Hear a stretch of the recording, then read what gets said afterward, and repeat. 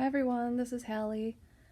I wanted to share something that I've been holding on to pretty closely. October is Liver Disease Awareness Month, and I have a story that I want to share in hopes that maybe it will help someone in their struggle or their life. If I can help one person, that'd be amazing. It was about a year ago that I had gone to the doctor, and I wasn't feeling great. The doctor ended up telling me the same thing I had heard. I was pretty overweight at that point in time, and the doctor said, eat more vegetables, leaner proteins, exercise more, drink less alcohol, things I had been used to hearing, and which I ignored, hoping I'm not alone in that. So I left there, went home, continued living my life until December. I believe it was December 2nd. And I was on a video call with my regular doctor, and I noticed my abdomen was getting fairly large. It was very odd. And after talking to her, we decided the best route was to go to the emergency department. And so I went, and after running a lot of blood work, they decided to admit me into the hospital. So I was admitted into the hospital, and as I'm just getting in there, the doctor came in, and I can see it so vividly. She said, "Hallie, do you know what's going on?" And I had ideas that I didn't want to admit to myself, but I said no. And she said, "You have end-stage liver failure. And if you keep living as you are, you could die within months."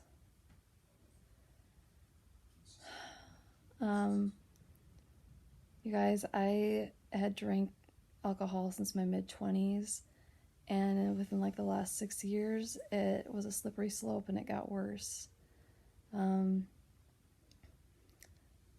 I knew I was drinking more, obviously, but I felt like I was acting the same.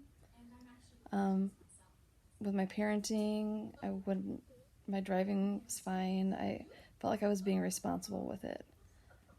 Never got like DUIs or anything like that. And I thought I was managing it just fine. But clearly I wasn't. In the back of my mind, I knew I was having too much. But outwardly, everything was okay. So at that point in time, I knew I had to stop. Obviously, the amount that I was drinking was not agreeing with my liver or my body. And the doctor told me that this happens to women more than it happens to men. I'm not sure if you've ever heard of cirrhosis, but I had cirrhosis of the liver. So I was in the hospital for 5 days trying to get everything functioning properly again with different meds, seeing what my body is responding to positively. And while I was sitting in the hospital for 5 days during COVID, no visitors, no familiar faces could come and see me. So I had to start making the phone calls. And I called my husband Dave and told him. And he was shocked. He told my son. Trying to figure out how to do that was not easy. The worst phone call I had to make was to my mom, knowing how disappointed she would be in me. But throughout all of this, my family was beyond supportive. I know they had emotions and feelings they probably kept to themselves. And I understand that. This affects everyone differently, and responses can be different. But they were there for me. They were there for our family, and they were just amazing. Prayers from people I don't even know. And that's what got me through this, was God. So after I left the hospital in December, got through Christmas, that was kind of awful. I was in pain. I could hardly walk. My feet hurt so bad. The next few months, I was just really sick and wanted to sleep a lot and did not want to be active. So I managed. I kept doing what the doctors told me to. I knew I would leave the hospital never having another drink of alcohol in my entire life, and that was actually quite refreshing for me. So during this, I got transferred to a specialist, and she would review my blood work and adjust things accordingly. And it got to the point, I think it was like March, April, that we started talking about next steps. And you can manage this different ways. You can medically manage it if your liver is responding positively. So that means you would just stay on your medications the rest of your life. Or you can get a liver transplant. And that can happen two ways. You can get a living donor, so that would be a friend or family member who would give you part of their liver. And then there's the other way where someone's body is still functioning, but they have died, and they have volunteered to be an organ donor, and you would get their organs that way. So I was being medically managed for a while, and we thought that might continue, but just everything wasn't going great. So at that point in time, my doctor said, let's set you up to go talk to either Mayo or University of Minnesota Transplant Center to see about getting you a transplant. So for various reasons, we chose the University of Minnesota here, and Dave and I went in and talked to them, and I have a very dear friend who volunteered to give me part of her liver. What an amazing thing someone could do for you. And so at that point, we had given information about her, and the doctors, for some reason, thought that's the way we're probably going to go. But I still needed to be put on this list so I could get a liver transplant. And so I was in different therapies. I was going to AA meetings virtually, and it's a very weird time. We were dealing with COVID, and then this on top of it, and still working because I was still able to.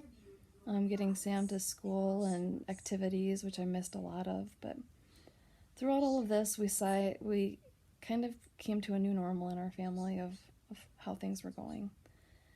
And my family came out to see me. I couldn't leave the state because I was too sick. So then I had maybe like monthly meetings, virtual meetings with my hepatologist at the U. And she said, just keep doing the therapy, keep on your meds, keep a good diet, and we'll get you on this transplant list.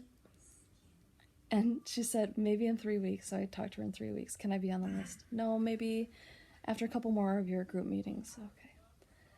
So it was like the mid-June, and I had had enough. So I wrote her this email and I said, I can't do this anymore. My family and I can't leave the state. We can't take vacations. This is really affecting whatever kind of quality life we're having right now, any sort of quality of life. So I pleaded with her to put me on the list, and she did. On June 21st, she put me on the list to get a new liver. And at that point, Dave and I were just like, okay, well, it's great that I'm on the list, but we're pretty sure we're just going to end up doing this living donor thing, my friend, and so we'll just wait for that. And this is funny because you make plans and God laughs. You guys, this is not normal what's about to happen. So I was listed on a Monday.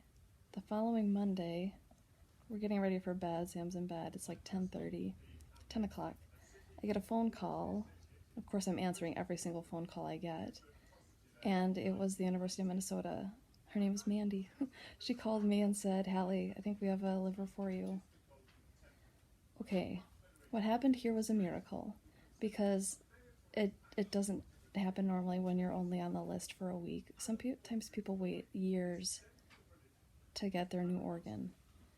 What happened was the university had procured this liver for someone else, and they got the liver and realized it would not work for this person. So my surgeon, she's an amazing person, went down this list for every patient they had there who was local, because once they have the liver, they can't give it to someone else, and it can't go to waste. And she stopped at my name and said, "Call her. I think this liver will work for her." So this Mandy said, "Can you come in 45 minutes?" Yes, of course we can. We started to get ready. She called back and said, "Yep, we're ready for you, so come on in." We dropped our dog off and Sam off with Dave's parents. We gave hugs, and we were on our way. And about 4 o'clock in the morning, 4:30, I went in for my surgery, and 6 hours I was done, and 8 hours later I woke up still totally out of it. But it was a success. This liver fit, it's functioning.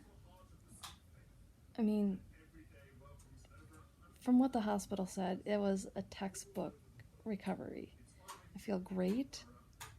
I'm on anti-rejection meds and all sorts of meds. That's okay. It's working. And I have a new liver. And the gentleman who gave me his liver saved my life. I say this in hopes that maybe I can help someone. What I went through was not pretty. It was quite awful. But I'm here today, and I might not have been. So 2 things to take away from this is what I'm hoping. If you are kind of where I was, on the path of not knowing your alcohol use, not knowing how it's affecting you, I'd say the next time you go to the doctor, if they are drawing blood for labs, ask them to draw a liver panel, and that will give them any information about what's going on in there. Hopefully you're A-okay. If you're not, I'm always here if you need to talk. But just double check it. It's better safe than sorry. Next is, if you're an organ donor, I want to thank you from the bottom of my heart for doing that. If you donate blood, thank you. You guys, it saves lives. I recently found out that you can check the box on your driver's license for the organ donation, but your family has to fully support that before it can be done. So please make sure your families are aware that this is something you want to do. Thanks for listening to me, and I'm always here if you have questions. So thanks, I appreciate it. Bye.